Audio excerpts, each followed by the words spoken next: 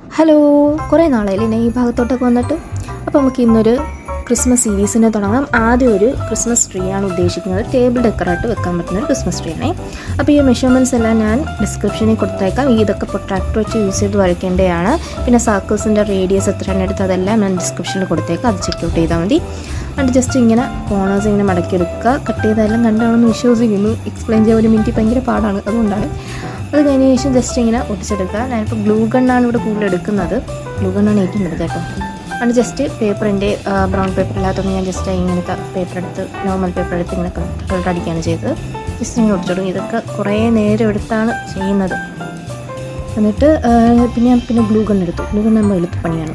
അങ്ങനെ ഇങ്ങനെ ഒട്ടിച്ചു കൊടുക്കുന്നുണ്ട്. പക്ഷേ ഇത് ഈ ഒരു സ്റ്റിക്കില്ലാതെ സ്റ്റെമ്പില്ലാതെ ചെയ്തെടുക്കാൻ കുറേ ഉണ്ടെങ്കിൽ കുറേ പേപ്പർ ഇങ്ങനെ അറേഞ്ച് എടുക്കുകയാണെങ്കിൽ അടിപൊളിയാണ് കേട്ടോ. അത് കാണാനും അടിപൊളിയാണ്.